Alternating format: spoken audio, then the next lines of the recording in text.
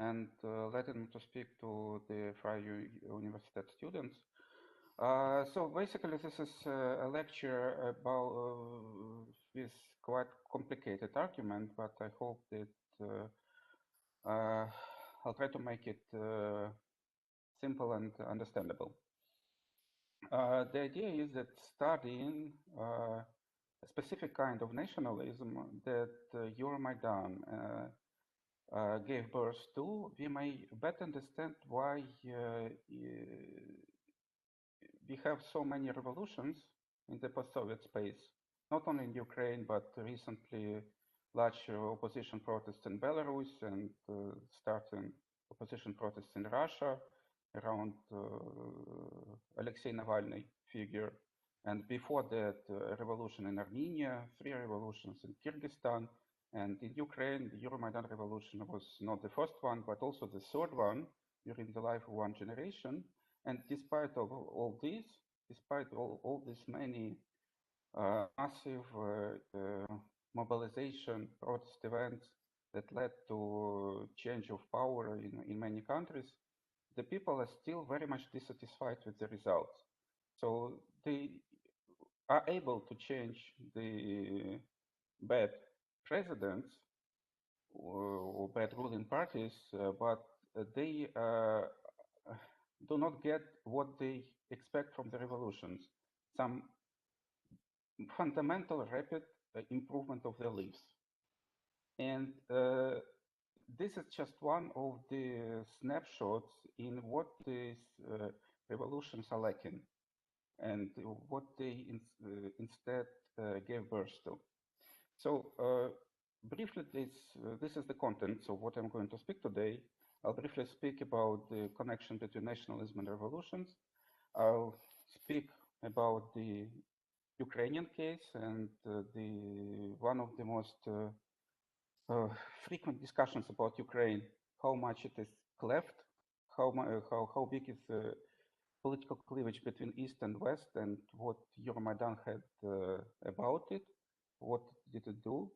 Then I'll speak in depth about the kind of nationalism that Euromaidan gave birth to, and how this kind of nationalism, rather than uniting the country, it gave civic legitimacy for ethnic othering, and in the end, some thoughts about the limits of this kind of nationalism, why we actually don't have the revolutions that many in our countries, I mean, in the post-Soviet space at least, that they expect for being tired to live under presidents like in Ukraine or in Belarus or in Russia or in many other countries in the former Soviet Union. Now when we speak about nationalism, it's usually either about ethnic conflicts or about some right-wing populists that inspire hate campaigns, do not recognize the elections, and so on and so forth.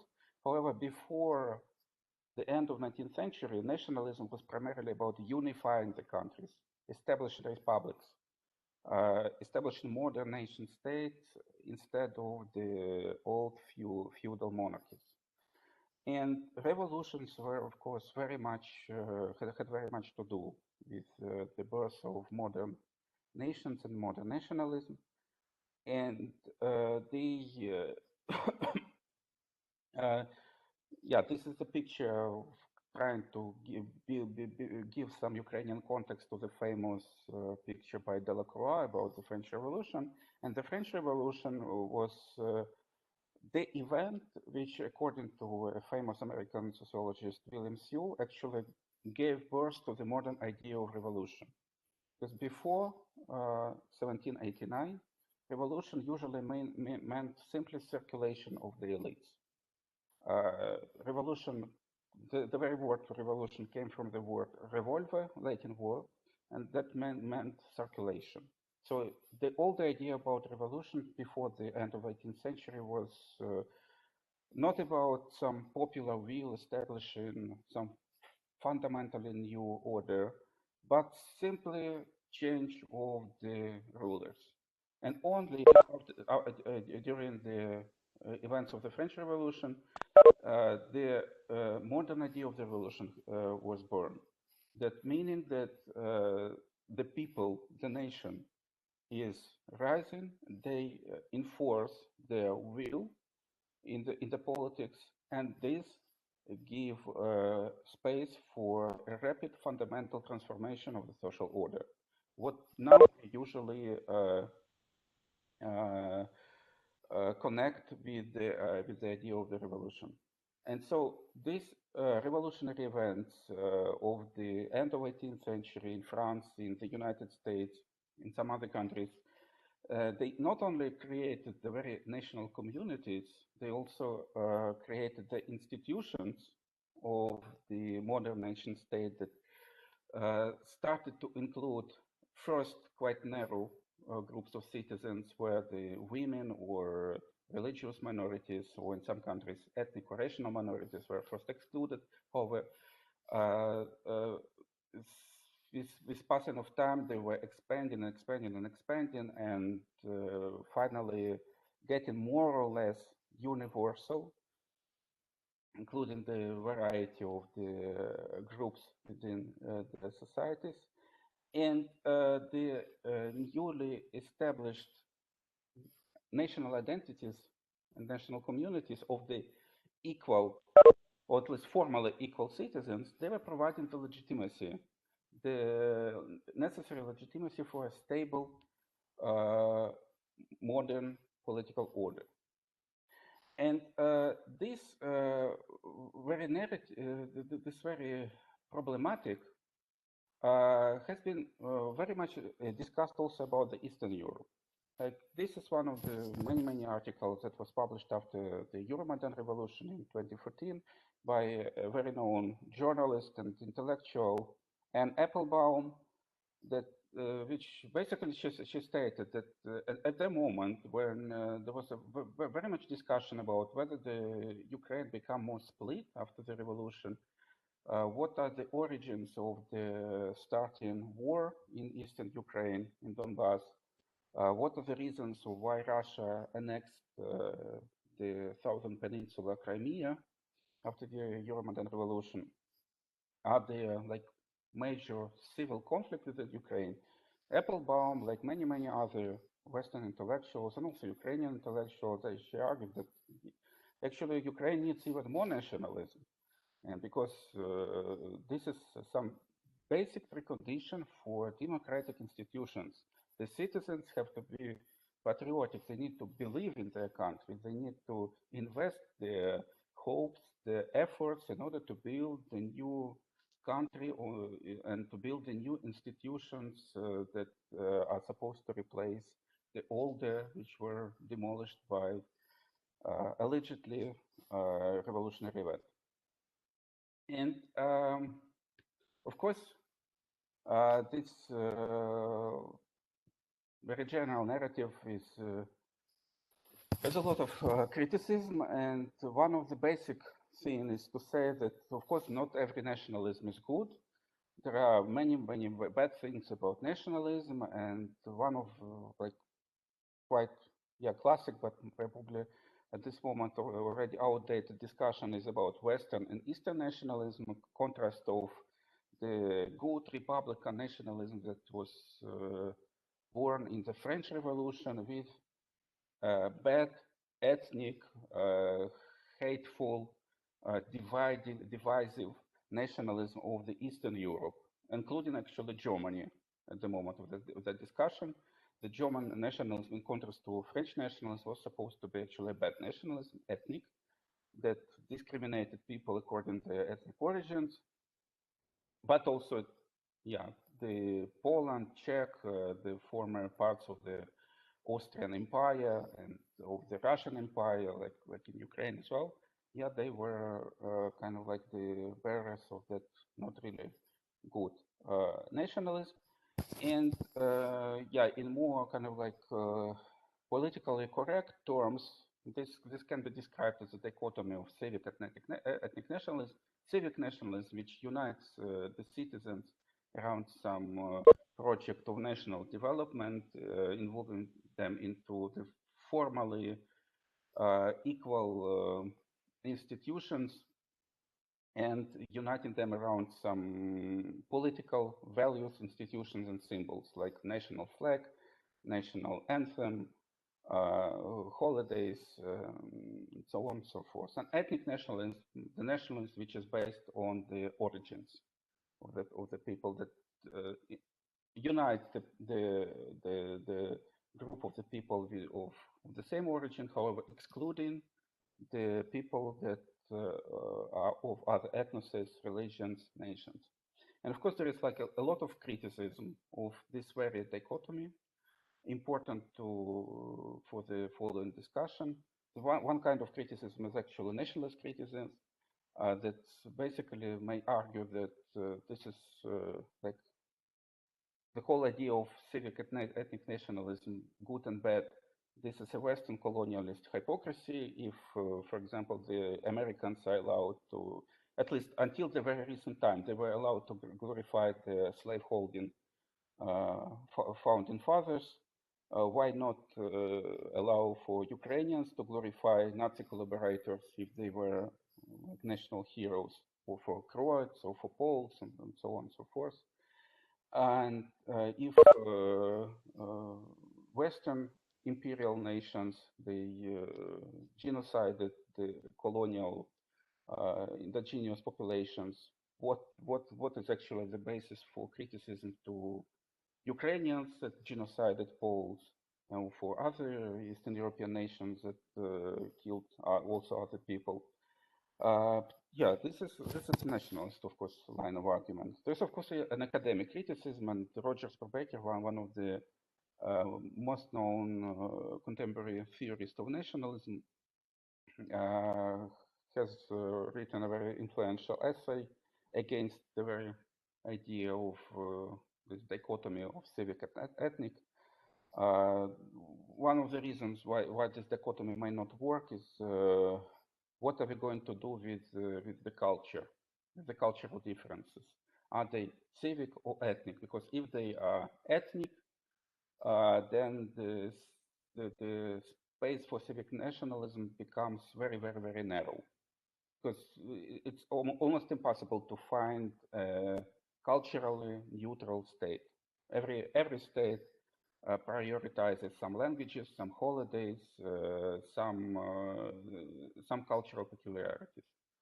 And on the other hand, if we regard ethnic differences as civic, then we have only very, very narrow space for ethnic nationalism per se.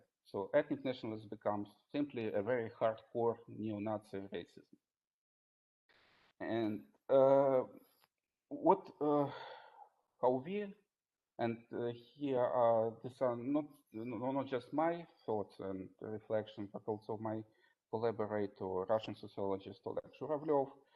Our idea is that dealing with this dichotomy, we should rather not disbanding the concepts, but specify relations between civic and ethnic nationalism. They may coexist. Moreover, they are not opposed. They may actually mutually strengthen each other. We may have more civic nationalism together with more ethnic nationalism, and vice versa. Ethnic nationalism may make stronger civic nationalism.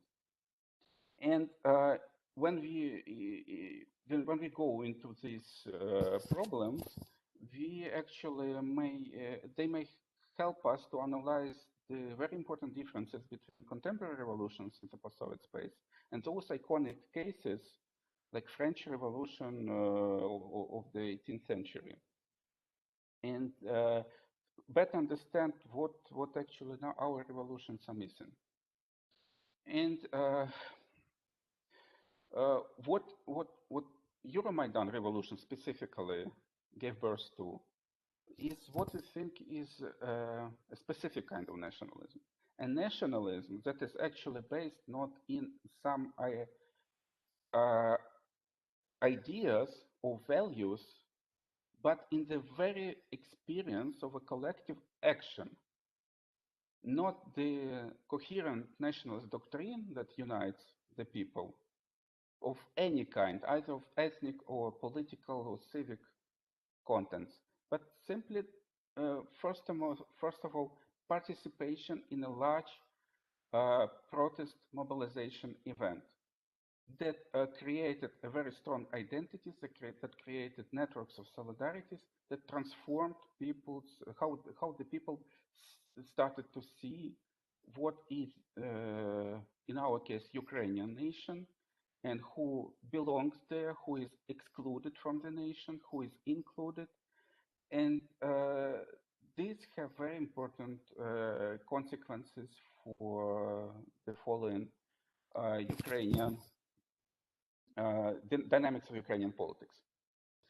Yeah, speaking about Ukraine, so there is a very like quite known and long debated discussion. Ukraine is like a cleft country. That there is Western Ukraine, Eastern Ukraine, Western Ukrainians, Eastern Ukrainians, and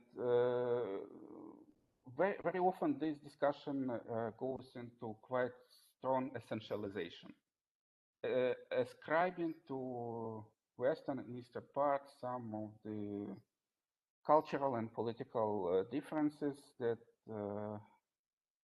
are assumed to be of strongly correlated with each other and basically up to forming at least variety of national identities, if not two separate nations. So many people could say that, for example, that in Western Ukraine, the majority of people speak in Ukrainian language, whereas in Eastern Ukraine, the majority speaks in Russian language, and those who speak in Ukrainian language are usually in favor of EU integration, of NATO integration.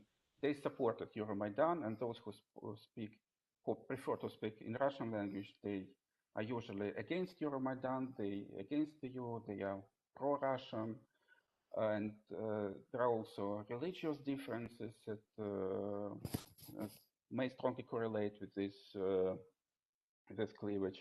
Historical differences, the most important are the attitudes towards the Soviet Union, and on the other hand, attitudes towards the radical nationalist movement of organization of Ukrainian nationalists during the Second World War that collaborated with the Nazi Germany and were involved into the genocide against the Polish population in the Western Ukraine and also into the Holocaust. And so the attitudes towards the USSR and Ukrainian nationalists are also tend to be divergent. And the very important ground for this essentializing narrative about the cleft country are the results of political elections that are indeed quite often very polarized in Ukraine. So these are how the majorities in each district voted in 2004 during the presidential elections. Quite clear-cut division. And this is almost the same map 6 years later in 2010 elections, and quite similar map 4 years later, 2014 elections. The most recent elections where actually Volodymyr Zelensky won produced a different map. And in the second round of the elections, 73% of Ukrainians voted for him instead of the previous president, Petro Poroshenko, who actually balloted on a quite aggressive nationalist platform, army, language, faith. However, there is still some regional peculiarity for these elections that Poroshenko, the red dots, have won in the most westernmost regions of Ukraine. So Zelensky was kind of like the most unifying figure, however, not fully unifying.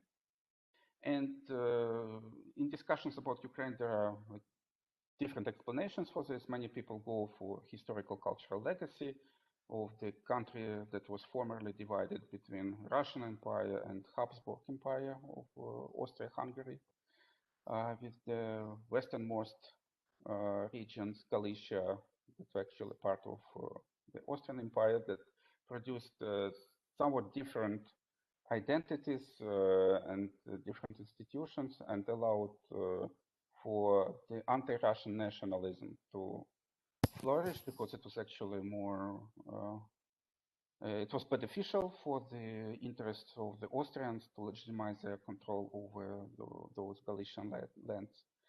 There are also arguments that this division is produced by post-Soviet Ukraine's political economy, because the Eastern Ukraine is significantly more industrialized, and the Western Ukraine is less urbanized, with much higher proportion of rural population.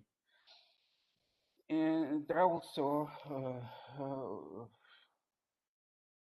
in Ukrainian intellectual discussion, there is a quite influential debate about so-called two Ukraines. One of the quite known Ukrainian intellectual, Mykola Rybchuk, made this argument that basically in Ukraine we have two different, or at least two varieties of Ukraine's national identity. Ukrainians differently understand why they are Ukrainians and who exactly are not Ukrainians. So there is like a Central European variety, which is more present in the West, and that's clearly anti-Russian. So those Ukrainians, they when they speak that I'm Ukrainian, they primarily mean that I'm not Russian. And however, there is also another variety, Eastern Slavic variety, that is more prevalent in the Eastern Ukraine, that doesn't see Ukrainian as so kind of like essentially opposed to Russian. However, it may look at Ukrainianness as something, as a kind of like a variety of Eastern Slavic community, where Russians, Ukrainians, and Belarusians are very much close and almost brotherly people. And this was the official narrative of the Soviet historiography, for example, that proclaimed that there are three brotherly people: Russians, Ukrainians, Belarusians, that they are of course different, however, not that seriously different that to legitimate political consequences of this difference. So this difference doesn't legitimate the Ukrainian independence from Russia, for example. And the problem is that in the Ukrainian society, there is a very strong resistance to this discourse of two Ukraines, and basically it lacks legitimacy. So there is, for example, nationalist criticism for that. Ukrainian nationalists say that those Eastern Ukrainians, they've been simply Russified. Russian Empire and the Soviet Union, they promoted Russification policies, and so those Ukrainians in the East, they forgot their real origins. They forgot that they're Ukrainians. They became kind of like more like Russians, and so the Ukrainian state has to de-Russify them to make them Ukrainians again. There is a liberal criticism that says that all this talks about two Ukraines and differences between West and East is primarily about, it's basically a fake problem that Ukrainian post-Soviet political elites uses to put Ukrainians against each other, to mobilize them for elections, to define who is ours and who is theirs. And instead, like the real Ukrainian problems are about different things. They are about, for example, social problems. They're about corruption, and the people actually do not care much about the true Ukrainianness. And the problem is with this that this discourse goes quite far up to basically misrecognizing and disguising the very real differences that actually exist in the society. And the other kind of like critical discourse about two Ukraines is, for example, it's epitomized by Volodymyr Zelensky, by the current Ukrainian president, that he calls to accept the differences. However, he doesn't do anything to actually synthesize them. Basically, the argument is who cares? Who cares which language you speak? Who cares which church you go? Who cares which heroes you glorify or which you condemn? This doesn't matter. We have to unite for our future. However, what kind of future Ukrainians needs to unite is kind of like a very empty floating signifier. It's not articulated. It's not discussed, and this is a problem. And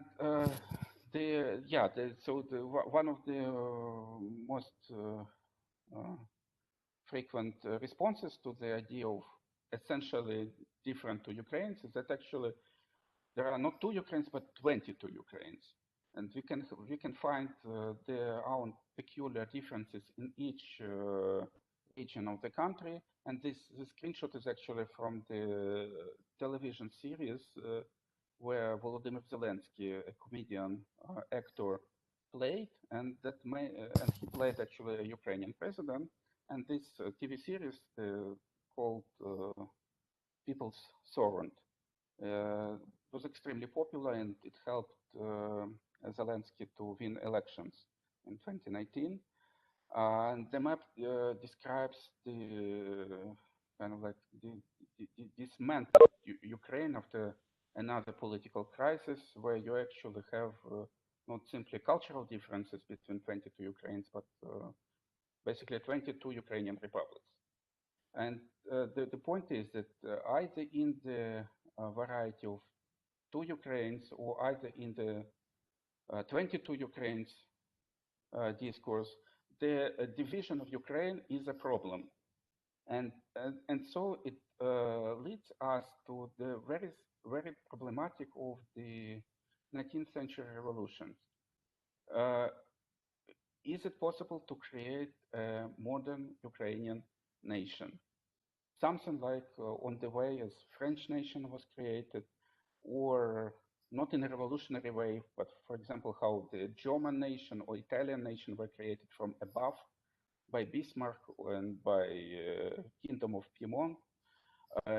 In any case, the division within the society is seen as a problem. And Euromaidan was perceived by many Ukrainian intellectuals and many people as a solution to this problem. This is quotations from some of Ukrainian intellectuals that basically Euromaidan, it bonded the citizens of Ukraine based on their civic identity. They were united as citizens. Euromaidan allegedly united the citizens of all regions of Ukraine. They were all coming to the Maidan Square and protesting against the corrupt government. And this revolution, it created a new identity, new nation that Russian aggression later it only helped to cement, and basically Putin helped to build Ukrainian nation even better than Ukrainian nationalists or former Ukrainian presidents. Uniting Russian speakers and Ukrainian speakers, Western and Eastern Ukrainians, and so on and so forth. That is intellectual discourse. I've done quite careful, I hope so, analysis of actually systematic polls that show the changes in Ukrainian public opinion after 2014. And against this intellectual discourse, we see quite limited changes in civic national identity. So yeah, some people started to feel more patriotic, they started to feel more Ukrainian, some even shifted from speaking in Russian language to speaking in Ukrainian language.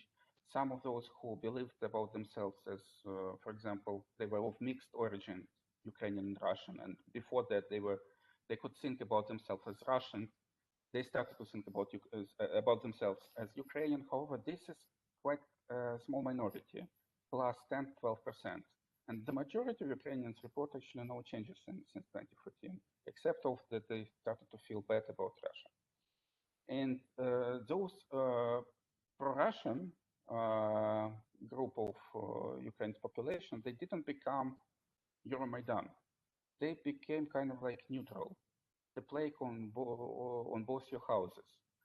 Neither EU nor Russia, neither Euromaidan nor anti-Maidan, and they remain quite clearly oppositional, not just passive, but actually oppositional to the new order. And on the other hand, those patriotic civic changes are accompanied by rising ethno-nationalist attitudes, specifically in historical memory and in language policies.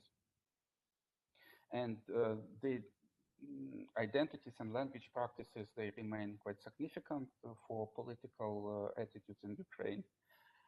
And we don't actually have the sufficient evidence to claim that Ukrainian nationalists became more inclusive. It's not like inclusiveness increased, but pressure on former Russian speakers to switch to Ukrainian language increased. And some of the changes that have been reported as so fundamental and to creating the new Ukrainian nation are simply temporary, as we can see, for example, on this graph that showing the increase of the civic Ukrainian national identity after 2004, and then you might see after 2014, after Euromaidan revolution, we see a peak, but then a decline.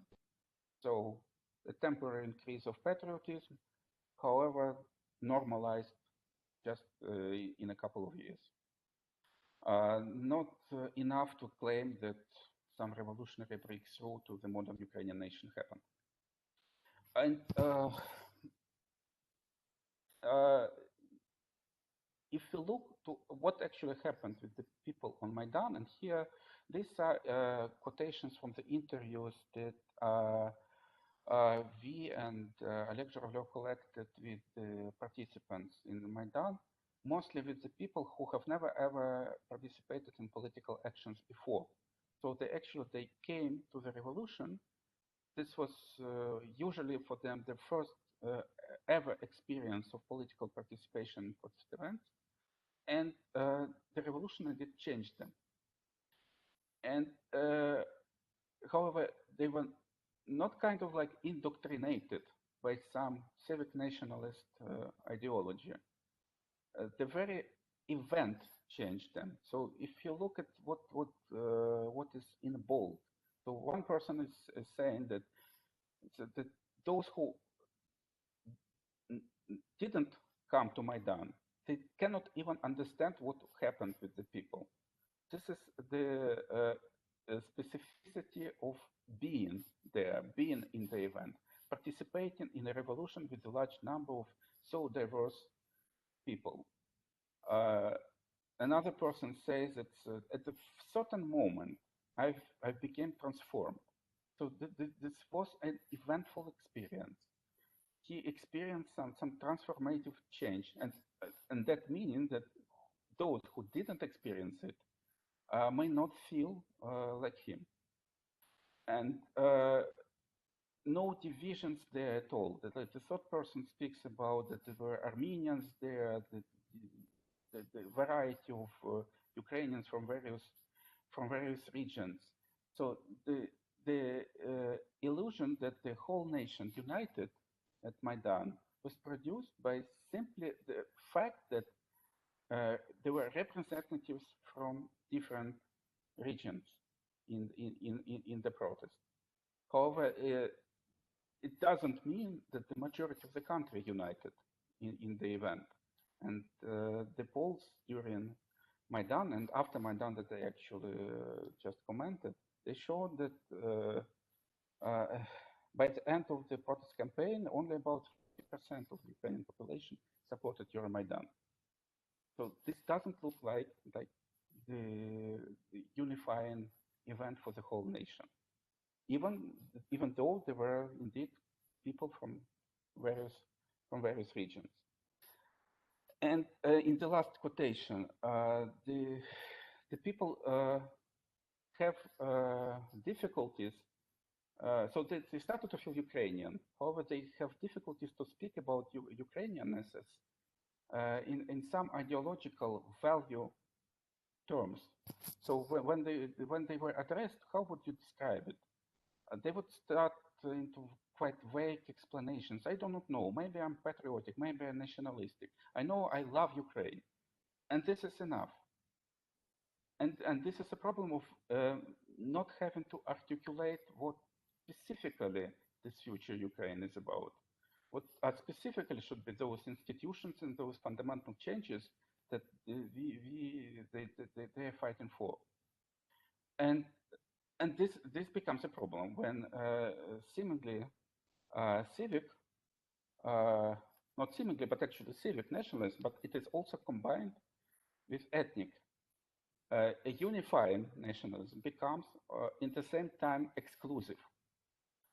So, if the very participation in event creates this nationalist identity, creates this new national community, what about those who did not participate? And as I mentioned, this could be actually the majority of the society. Not participating, of course, and not even supporting. So one of the Ukrainian anthropologists, Yulia Orlova, writes in her diary, I feel the warmth of participation in Maidan. But when I go back from the square, go back to my neighborhood, I see the people who actually do not care. They do not listen, they do not try to understand. And when we asked those Maidan participants what they actually think about the opposing side, they were usually producing this quite clearly exclusivist narratives. So Maidan united conscious patriotic citizens from the variety of Ukrainian regions who actively supported the all-national revolution. This was Maidan side. But on the other side, these were not the people with the opposing ideas, with the opposing values, but the idealist bydlo. Bydlo in Ukrainian and Russian means cattle. Those who just follow the orders, those who do not have any high ideals, those who do not believe in anything, those who need just money and their Philistine lives. They lack the qualities of active citizens. They resist progressive change. They stick to the old Soviet habits. Maidan produces this civic distinction, active patriotic citizens against not equally active citizens, but only with different, maybe even opposing ideas, but bydlo without any ideas. And if this is bydlo, you do not actually need to negotiate with them. And on the other hand, this civic exclusiveness starts to interpolate and starts to be interconnected with ethnic othering discourse. So one of the participants, a teenager, participated in the event, reproduces very typical problem. So on the one hand, he says that Maidan was a unity, we became one people, the nation united, and the people from Dnipropetrovsk, a large eastern city, they also participated actively.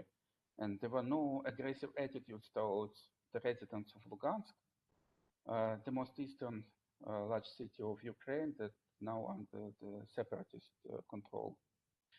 But later, the very same person says that, yes, I understand that Lugansk should be flattened, covered with cement. It is different from the rest of Ukraine because they did not support Maidan, they supported Russian separatists in 2014. On the one hand, the nation united. On the other hand, the part of this nation should be eliminated. And how actually it works? How this civic legitimacy is covering the quite clearly ethnic othering. And there are three mechanisms.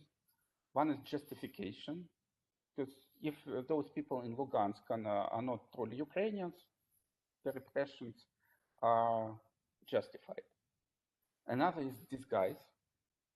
In the very that very same person that was on the previous slide, trying to say that Ukrainians became one nation, one unified nation, at the very in the very same lines, at the very same words, he reproduces this distinction that Lugansk is fundamentally different from the rest of Ukraine. The majority in Lugansk is not really Ukrainian. Saying that Ukraine is a new nation now, at the same time he disguises that he actually believes that it is not. And there is rationalization that if basically it may be explained like this. So if the Eastern Ukraine, which had an uprising against the Euromaidan results, did not support Euromaidan because it is less civic, because it is less ethnically Ukrainian and more ethnically Russian. And it is indeed so. There are more like ethnically Russians in those regions that now are not under control of Ukraine since 2014. And in this very reasoning, the civic and ethnic exclusiveness becomes quite tightly interconnected. One is rationalizing another. And as I said from the very start, we see here not actually the opposing varieties of nationalism, civic against ethnic, but civic and ethnic altogether, mutually reinforcing and strengthening each other. And coming to the conclusions, this is a problem. So on the one hand, if Euromaidan civic nationalism did not actually win the majority of the society, as I showed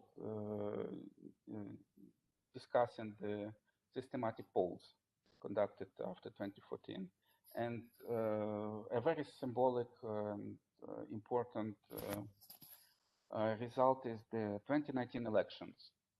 Zelensky landslide victory over nationalist Poroshenko campaign.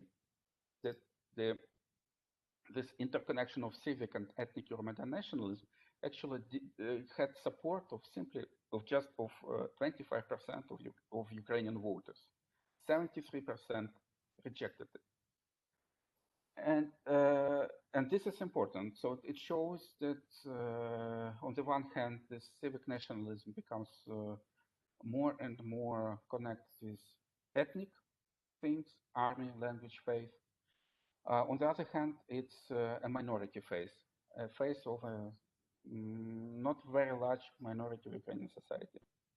However, despite Poroshenko's defeat, many of the Poroshenko's policies are continuing, specifically in Ukrainianization of the public sphere, in historical policies, in the failure to reach a compromise with Russia about ending the war in the eastern region of Ukraine, in Donbass.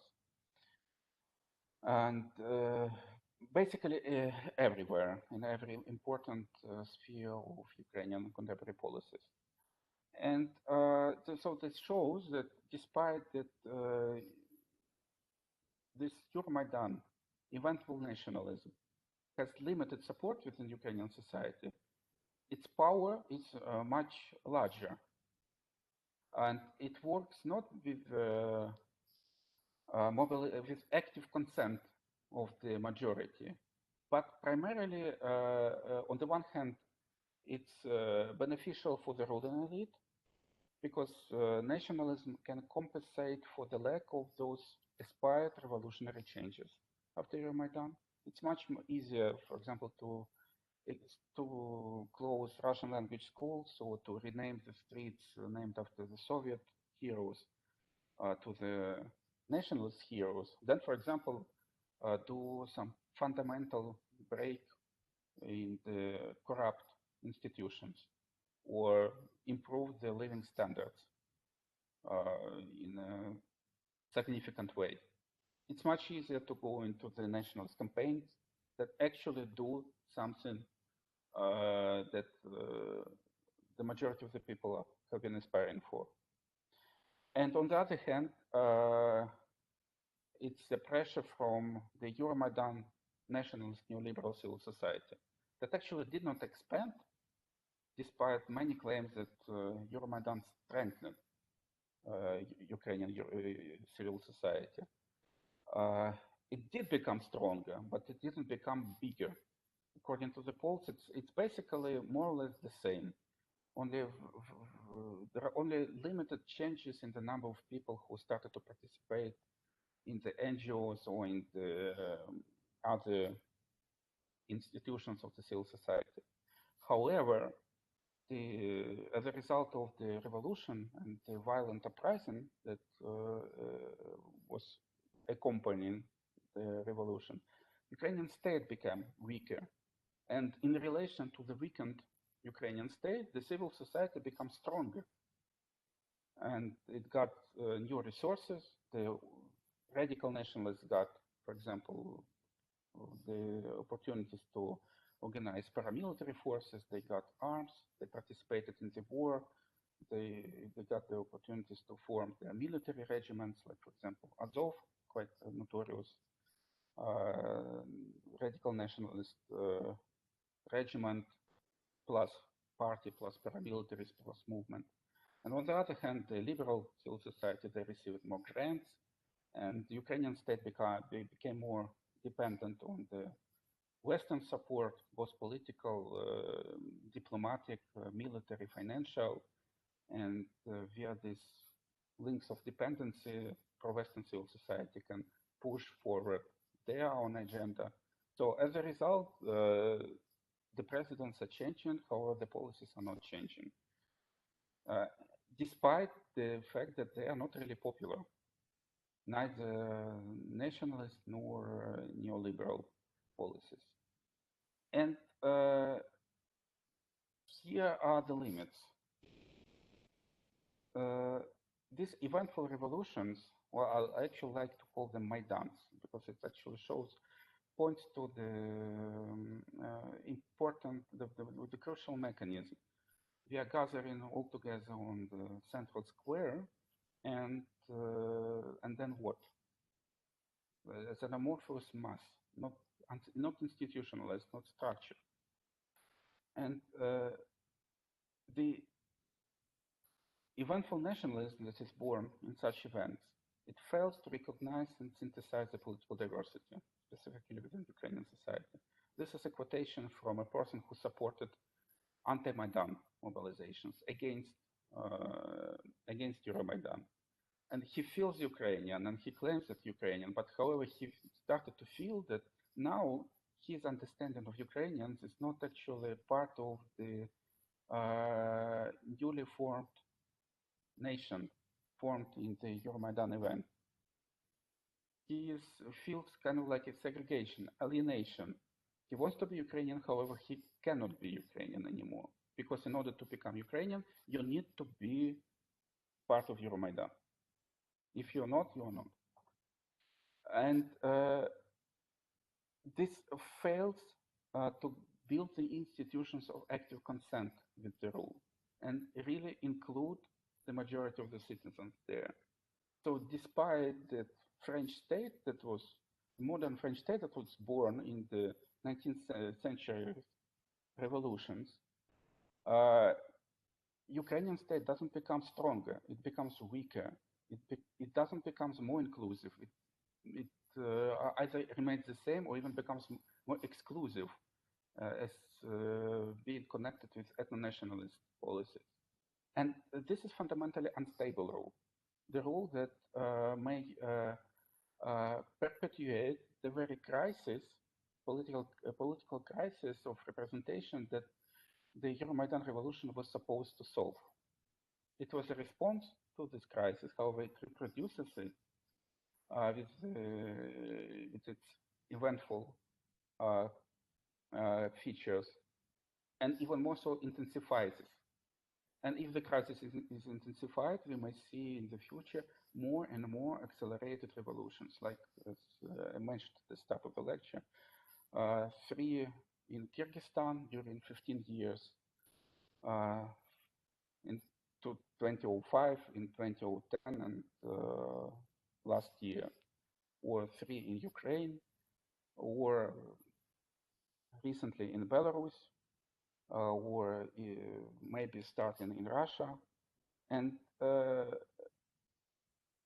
instead of the modernization breakthrough that many people have the aspirations, many people connect their aspirations with this event, and that's why they participate or support them. We may get very different results as intensifying nationalism, intensifying political crisis, and instead of forming a stable hegemonic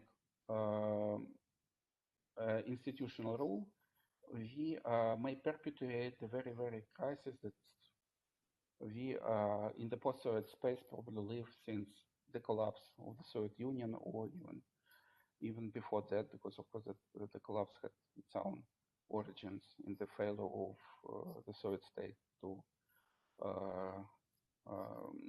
retain and to build the consent of the Soviet citizens. So I'll stop here and would be very happy to respond to your questions. Okay, thank you, Volodymyr. I will now end the recording and would like to ask people to turn on their cameras.